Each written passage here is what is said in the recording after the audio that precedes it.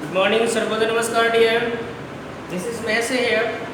Once again, I came here to give you a very good class. Today, I am going to teach you from the book of Panorama Part 2, from the poetry section, chapter number 2, Ode on Solitude. Ode on Solitude.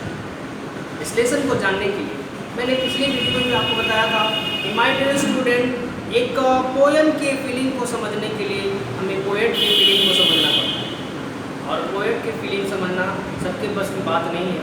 बस वहाँ तक हम जाने की कोशिश ज़रूर करते हैं, और जब आप एक पोएम के फीलिंग को समझ लेंगे तब आपको इसके क्वेश्चन आंसर को रटने की, लर्न करने की कोई ज़रूरत नहीं होगी। आप उसके रिलेटेड क्वेश्चन आंसर को बाय योर सेल्फ बहुत आसानी से डील कर सकते हैं। इसलिए माय डियर, बने रहिए, फोकस रहिए, एकदम बहुत आसानी से, बहुत आराम से मेरी बात को सुनिए जो मैं बता रहा हूँ। फोकस रहिए please. Let us begin to the lesson. Let us begin to the lesson my dear. चलिए शुरू करते हैं इस लेसन को। यहाँ देख सकते हैं आप, लिखा हुआ है odd. Ode on solitude. Ode means the rhythm, the lyrical noise or the lyrical sound to say something. जैसे गाना गाने का एक रिदम होता है, एक लिरिक होता है। जब किसी लिरिक से मैं आपको बता रहा था about ode. Ode it means the lyrical path to say something और टू सिंग समथिंग। मतलब किसी गाना को गाने का जो एक प्रॉपर पाथ होता है, एक जो लय होता है, उसी को एक्चुअली में ओड कहते हैं। जैसे आप बचपन में छोटे छोटे क्लासों में जो रैम्स पढ़ते हैं, रिदम पढ़ते हैं। मेरे को ये थोड़ा सा याद आ रहा है, जैसे आपने पढ़ा था twinkle twinkle little star, how the wonder what you are. मतलब उसका जो लास्ट वाला वर्ड होता है, मतलब किसी पोएम यहाँ पे लिखा हुआ है और उसका जो लास्ट का वर्ड होता है वो एक दूसरे से कनेक्टेड होता है। इट मीन्स रिदम प्रदान करते हैं गाना के जैसे। जब किसी पोएम को गाते हैं, जब किसी पोएम को एक गाना के जैसे गा लेते हैं, दैट इज ओड। एक्चुअली में दैट इज द ओड। और बता देंगे सॉलिट्यूड। सॉलिट्यूड मतलब when somebody is specialized in something, जब किसी प्रॉपर इंसान को स्पेसिफाई किया जाता है तब, मतलब यहाँ किसी स्पेशल इंसान के बारे में गाया जाता है या किसी स्पेशल इंसान के ऊपर गाया जाता है। इसी से राइटर ने इस लेसन का नाम दिया है odd on solitude. Odd on solitude, जिसके राइटर हैं अलेक्जेंडर साहब, जिसके बारे में मुझे उम्मीद है कि आप लोग जानते होंगे ऑलरेडी। फिर भी मैं उनके बारे में कुछ आपको बता देता हूँ। जहाँ ऑलरेडी यहाँ लिखा हुआ है कि उनका जन्म 1688 में हुआ था and he had passed away in 1744। He was born on 21st May 1688 and had passed away in 13 May 1744 at the town of United Kingdom, it means London. London में ही उनका जन्म हुआ और लंदन में ही उनकी मृत्यु हो। He was the greatest writer at his time and he is regarded as one of the greatest English poet of the 18th century. मतलब 1800 शताब्दी जो चल रहा था, जिसको हम कहते हैं 1800 ईस्वी, 1900 ईस्वी या अभी 2000 ईस्वी चल रहा है। इस 1800 ईस्वी में इस अलेक्जेंडर साहब बहुत बड़े कवि थे। आगे बढ़ेंगे। I am telling you something about the theme of the present lesson. इस theme of the present lesson से मतलब कह रहा है कि इंसान को, जितने भी इंसान इस दुनिया में रहते हैं, उनको कंटेंटेड होना चाहिए, सेटिस्फाइड होना चाहिए, संतुष्ट होना चाहिए। अकॉर्डिंग टू द राइटर, इनके अनुसार एक इंसान वही खुश है जो कंटेंटेड है, जो सेटिस्फाइड है, जो संतुष्ट है। एक संतुष्ट इंसान ही इस दुनिया में खुश रह सकता है। जिसके पास बहुत सारी इच्छाएं हैं, जिसके पास बहुत सारी ग्रीड है, वो कभी भी सुख को प्राप्त नहीं कर सकता। आइए जानते हैं एक इंसान को खुश रहने के लिए उसके पास क्या क्या होना चाहिए। In the word of Alexander pope, जानते हैं उन्होंने क्या कहा है कि एक इंसान को कैसे कैसे खुश रहना चाहिए। लेकिन उससे पहले आप जानना थोड़ा सा नहीं, अलेक्जेंडर पोप की मैंने बता दिया कि वो कब जन्म लिए, उनकी मृत्यु कब हुई, वो कब के राइटर हुआ करते थे। एंड मैं यहाँ से I am telling you he was also a critic but he is remembered chiefly as a satirist, मतलब वो एक अच्छे राइटर भी थे और सैटिरिस्ट भी थे, मतलब मनोवैज्ञानिक जिसको कहते हैं, मन की इच्छा जानने वाले वालों को जिसको साइकोलॉजिकल कहते हैं, साइकोलॉजी कहते हैं, वो क्वालिटी भी इनमें हुआ करते थे। The rape of the lock, the Dunciad and the epistles, two of each other famous work on essay and criticism and essay on man, मतलब इसमें जो दिया है उनके द्वारा लिखा गया कुछ महत्वपूर्ण रचनाएं हैं, कुछ फेमस रचनाएं, उस फेमस रचना के बारे में राइटर ने यहाँ पे बताया। इसके आगे चलेंगे माय डियर, बस बने रहिए, फोकस रहिए प्लीज, बी केयरफुल। आप देख सकते हैं ode is a poem addressed to a person और an object. The Greek word ode means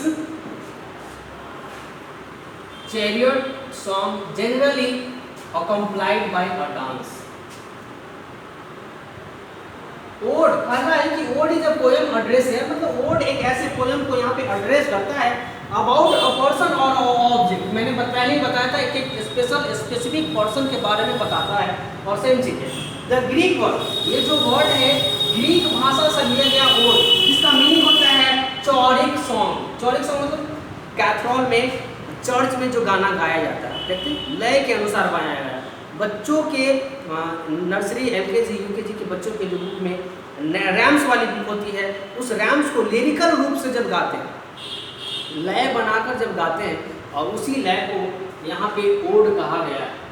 the term is presently used to refer to long meditative lyric poem that is defined a manner addresses a noble subject in the present poem.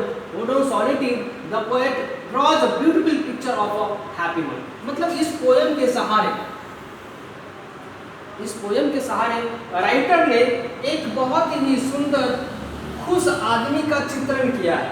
हमें हमारे सामने, reader के सामने बताया है कि इस दुनिया में किस तरह के इंसान खुश होते हैं। आपको भी अगर जानना है कि किस तरह के इंसान इस दुनिया में खुश और सुखी रह सकते हैं, प्लीज लिसन टू मी। उसके पहले कुछ क्वेश्चन से मैं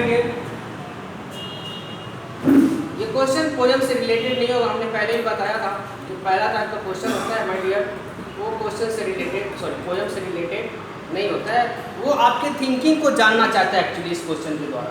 फिर भी मैं बताता हूँ, answer the following question very briefly. How many of you want to be happy and what leads happiness. ये आपका थिंकिंग पूछ रहा है कि आप में से कितने लोग खुश रहना चाहते हैं, आप में से कितने लोग खुश रहना चाहते हैं, और खुश रहने के लिए किन किन चीज़ों की ज़रूरत होती है। आप अपने अनुसार इसको आंसर कर सकते हैं। आपको जो थिंकिंग होगा, आपका जो व्यू होगा, उस व्यू के अकॉर्डिंग आप किस आंसर दे सकते हैं। दूसरा number, what makes our life happy, money और कंटेनमेंट और बोथ। दूसरा क्वेश्चन कह रहा है कि कौन सी वस्तु है जो हमारे लाइफ को खुश रख सकता है। वो वस्तु है पहला मनी और दूसरा कंटेनमेंट, और दोनों ये हमारे लाइफ को खुश रखता है, या फिर ये हमारे खुश लाइफ को खुश रखता है, या फिर ये दोनों मिलकर हमारे लाइफ को खुश रखता है। आप अपना ओपिनियन दे सकते हैं, आप मनी चूज कर सकते हैं, आप कंटेनमेंट चूज कर सकते हैं, आप दोनों चूज कर सकते हैं, वो आपकी खुशी है। इसके आगे चलेंगे लेसन में।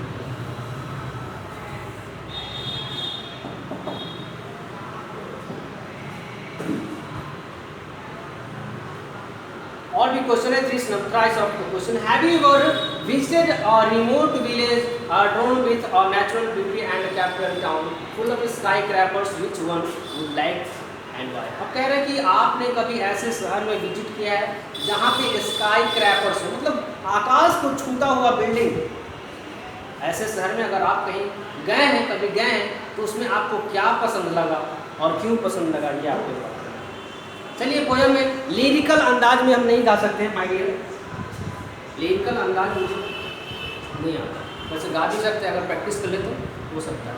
लेकिन आप बच्चे बड़े बड़े हैं, नर्सरी LKG UKG के बच्चे तो है नहीं कि लिरिक्स गाना की तरह गा के सुनाएंगे तब आपको याद हो, आप तो बस आसानी से याद कर सकते हैं। चलिए आते हैं यहाँ पे, बस बने रहिए, फोकस्ड रहिए। कह रहा है happy man whose wish and care a few paternal acres bound and content to breathe his native in this own ground।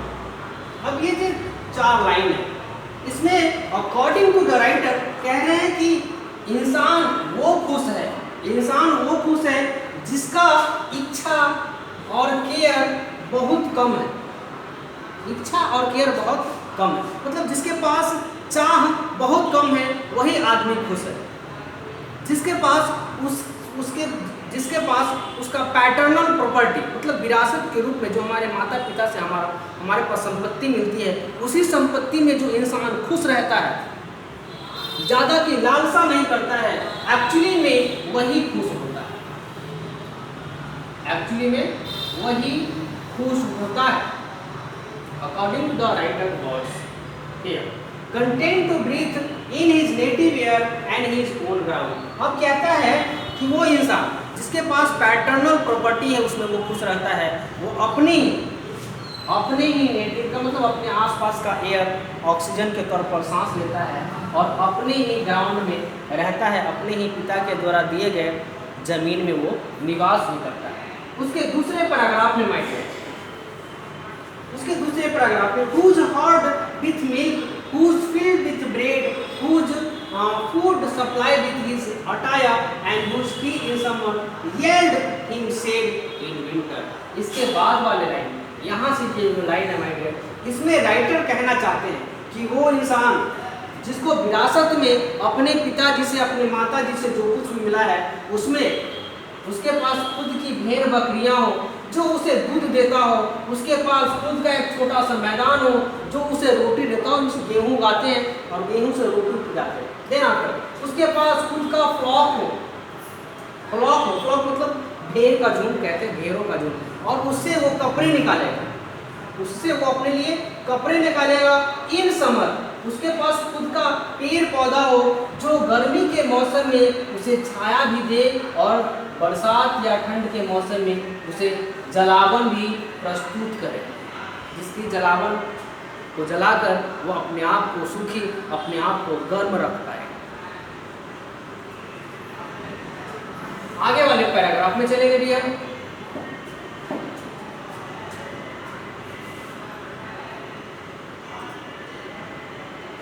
आगे वाले पैराग्राफ में here you can see blessed who can unconcernedly find and ask days and year slide soft away and health of body, peace of mind quite by day। इस paragraph में कहते हैं कि वही आदमी सबसे ज्यादा खुश है जिसकी इच्छाएं सीमित है, जिसकी इच्छाएं सीमित है, उसके पास घंटा है, दिन है, साल है, जो बहुत ही आसानी से धीरे धीरे फिसलता हुआ निकल जाता है, मतलब बहुत आसानी से कट जाता है उसका दिन, उसका घंटा, उसका साल बहुत आसानी से कट जाता है। उसे किसी भी चीज़ का कोई भी चिंता, कोई भी फिक्र नहीं होती है, एंड दैट इज वाई उसकी जो हेल्थ है वो बहुत अच्छी होती है, उसका दिमाग बहुत शांत होता है और वो बहुत खुश रहता है, उसका दिन बहुत आसानी से बहुत शांतिपूर्वक निकल जाता है। इसलिए हर एक इंसान को कंटेंटेड होना चाहिए। It means everybody should be contented in his और हर लाइफ। अगर उसके पास सेटिस्फैक्ट्री नहीं, मतलब बहुत कुछ पाने की लालसा है, तो जिस इंसान के पास बहुत कुछ पाने की लालसा होती है उसको आप प्रैक्टिकल लाइफ में देख सकते हैं माय डियर।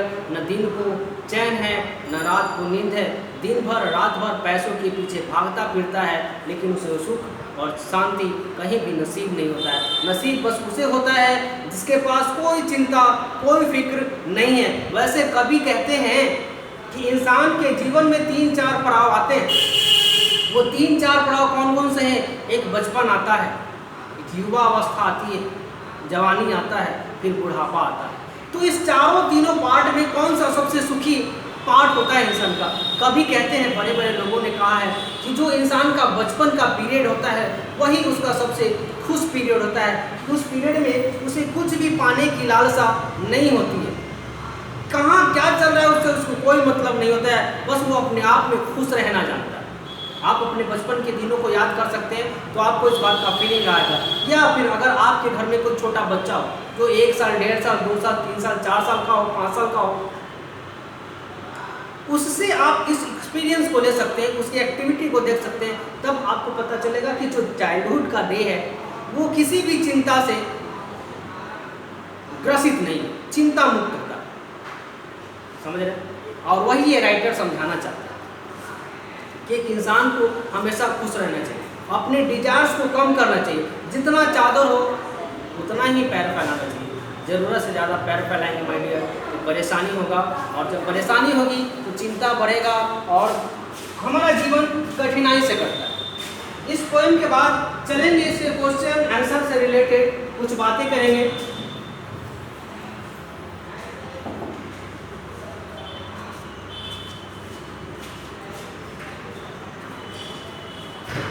ये है क्वेश्चन आंसर। आप देख सकते हैं इसका क्वेश्चन B1 में, answer the following question very briefly. Who is a happy man? बहुत आसान है, आपने पोएम में पढ़ा था। कंटेंटेड, कंटेंटेड मतलब संतुष्ट आदमी ही खुश है। A contented person is happy. Over second number, who या whom does the pronoun his in the third line of the first stanza refer to? अब ये कह रहा है कि कौन या किसके लिए ये जो हीज नाम का प्रोनाउन है ये फर्स्ट स्टैंजा के थर्ड लाइन में यूज किया गया है। तो मैं वहां जाकर आपको बताता हूं, आप ध्यान रखें। फर्स्ट स्टैंजा के थर्ड लाइन, ये देखिए फर्स्ट स्टैंजा है, 1 2 3 लाइन। ये देखिए हीज, यहाँ पे हीज दिख रहा है। ये किसके लिए यूज किया गया? किसके लिए? हैप्पी मैन के लिए यूज किया गया है। Content to breathe his air लेकिन हैप्पी मैन के लिए, जिसके पास उसका पैटर्नल बाउंड्रीज है, उसके लिए यूज किया गया है। चलिए आगे।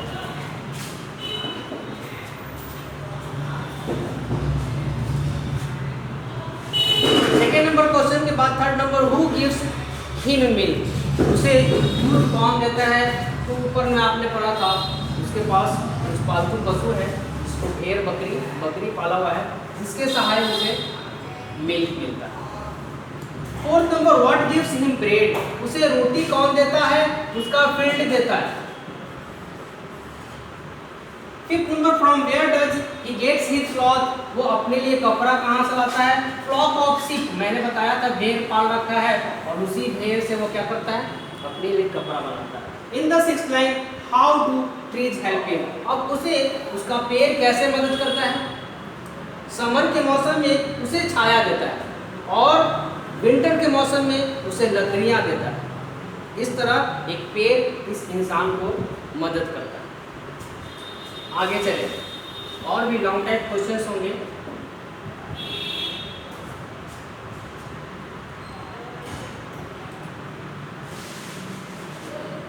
ओह माय गॉड, और भी यहाँ आपको क्वेश्चन है। सॉरी भूलिएगा कि और पैराग्राफ है, और पैराग्राफ पढ़िए, भी पढ़ना पड़ेगा। चलिए इसको शुरू करें। और ये पैराग्राफ क्या कह रहे हैं? Sound sleep by night, study and keys and together makes it creation innocence which most does please with the meditation। अब कह रहा है कि वैसा इंसान है जिसके पास साउंड स्लीप है, मतलब गहरी नींद लेता हो, दिन में हो या रात हो, उसके पास पढ़ने वाली कोई समस्या नहीं है और किसी भी बात को वो टुगेदरनेस मिक्स कर देता है and then it creates a very good sweet talk और sweet dream. Then after an innocence which most does please with meditation, वो क्या करता है? अपने सारे दिन को, जब उसके पास कोई काम नहीं होता है, जब हमारे पास भी कोई काम नहीं होता है तो क्या करते हैं, हम मेडिटेशन करते हैं, ओम नमः शिवाय, ऐसा लाइक दिस मेडिटेशन करते हैं, और मेडिटेशन से अपने शांति को प्राप्त करते हैं, मेडिटेशन से अपने शांति को प्राप्त करते हैं। मैं बता रहा था अबाउट स्वीट रिक्रिएशन। यह स्वीट रिक्रिएशन, उसका एनवायंस और उसका प्लीज, उसकी खुशी, उसको एक बहुत अच्छा मेडिटेशन देता है। मेडिटेशन करना मतलब योगा करना, और इस तरह अपने आप को वो बहुत संतुष्ट रख पाता है।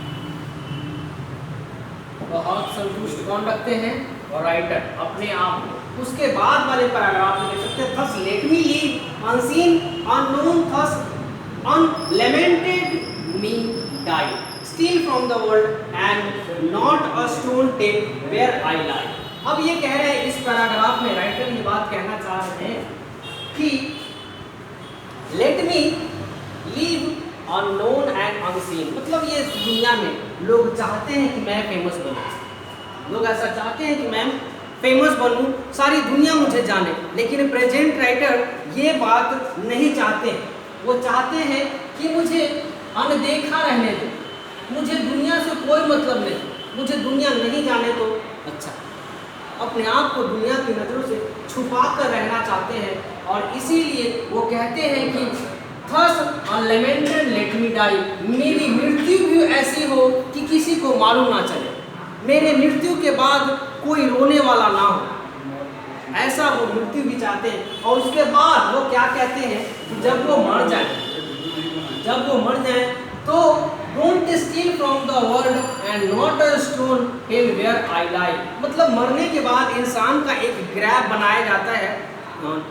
ग्रैब समझते हैं ना, जैसे कब्रिस्तान में लोगों को दफनाया जाता है, वैसे दफनाया जाता है, और दफनाने के बाद उनकी ग्रेव तैयार की जाती है।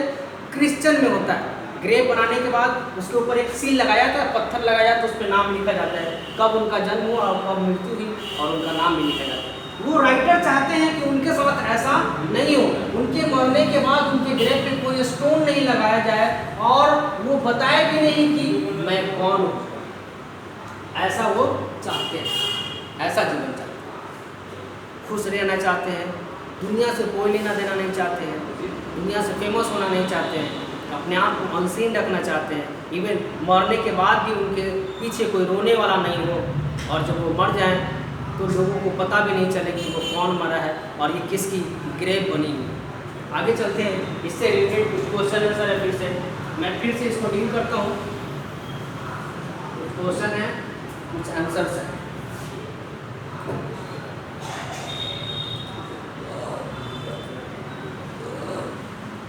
क्वेश्चन आंसर, सबसे पहले name the poem and the poet, ये तो बताने वाली बात है नहीं, पोएम का नाम लिखना है और पोएट का नाम लिखना है, बहुत आसान। दूसरा, who is blessed man, blessed man कौन है, वही जो कंटेंटेड है, और contented man is blessed man.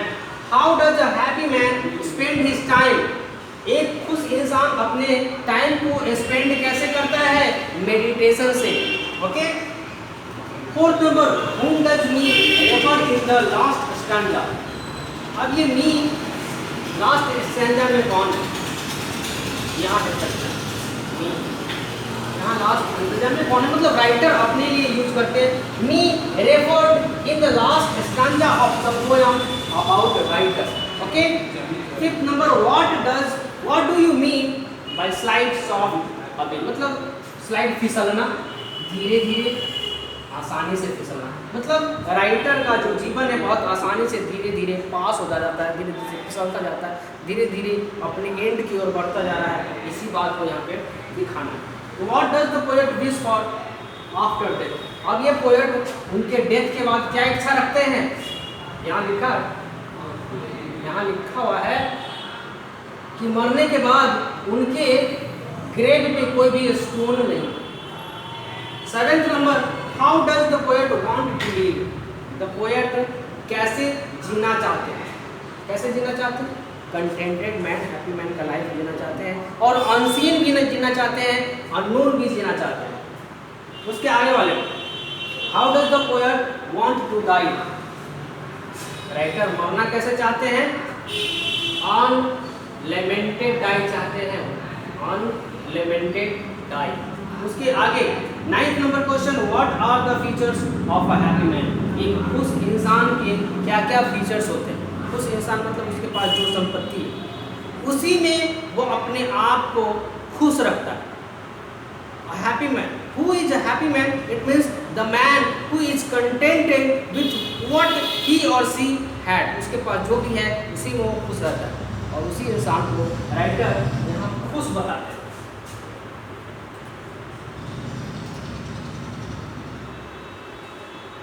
Long time, लेकिन माय डियर क्वेश्चन का एलोबरेशन करने के बाद भी मुझे कोई फ़ायदा होता नहीं। एक्चुअली मैंने बताया था आपको खुद से प्रैक्टिस करना है, क्वेश्चन का आंसर खुद से लिखना है, लेकिन फिर भी मुझे लिखना पड़ रहा है। पता नहीं ट्राई कर रहे हैं कि आप लोग नहीं, लेकिन ट्राई करना चाहिए। फर्स्ट नंबर है the poet think that those who are content with what they have are happy men. Do you agree? Yes. Why not? वही इंसान खुश है जो संतुष्ट है। अगर संतुष्ट नहीं है तो दिन भर भागिए, दिन भर दौड़िए पैसों के पीछे, अपनी लालसा के पीछे, अपने डिजायर्स के पीछे, न दिन में चैन न रात को सुकून। तो फिर इस बात से हम अग्री क्यों ना हो? What does the poet, what does the speaker mean by together mixed sweet recreation? Can these things be mixed? Have you ever tried to do? अभी कह रहे हैं together mixed स्वीट रिक्रिएशन ये क्या है? अगर आप ये जानते हैं तो इसको कैसे मिक्स किया जाता है और फिर ये इस पर आपने कभी चर्चा की है? तो टुगेदरनेस मतलब अपने सारे दुख को और सुख को जब एक साथ मिलाकर अपने अंदर ले लेते हैं। अपने दुख की घड़ी में अपने सुख को याद कर लेते हैं, तब हमारा दुख क्या होता है? भूल जाते हैं। हमारा दुख की घड़ी चल रही है और अपने दुख की घड़ी को भूल जाते हैं, अपने सुख की घड़ी को याद करते हैं और उस सुख की घड़ी को याद करके जब हम खुश होते हैं तब हमें अपना दुख याद नहीं रहता है। और इसी को राइटर मिक्सिंग बता रहे हैं, स्वीट रिक्रिएशन बता रहे हैं। तो why does the poet want to live and die still from the world. मतलब राइटर अपने आप को जिंदा और मरने के लिए छुपाना क्यों चाहता है? ये जो दुनिया है बहुत बेरहम दुनिया में रहते हैं हम, और ये बेरहम दुनिया आपकी दुख में आपका सपोर्ट नहीं करेगी, आपका मजाक करेगी। इसीलिए राइटर इन सब से अननोन और अनसीन रहना चाहता है कि जब वो जीवित रहे तो भी अनसीन रहे और जब वो मर जाए तो भी अननोन रहे। How many of you would like to do? आप में से कितने से लोग हैं जो राइटर के जैसा करना चाहते हैं? आप अपना व्यू यहाँ पे देंगे। In the fourth question is the title of the poem justified, can you suggest other title? Yes, why not? जो पोएम का टाइटल है वो एकदम सेटिस्फाइड है। क्यों नहीं सेटिस्फाइड है? मेरे अनुसार सेटिस्फाइड है। अब इसका आंसर हम यस में देंगे। अगर आपका आंसर नो में है तो आपको नो क्यों लिखें ये भी बताना पड़ेगा। लिखा हुआ है ये भी लिखें। I hope you would listen, you would get me very well. After this video, I will teach you the next lesson in the next class, next video. तब तक घर में रहें, सुरक्षित रहें।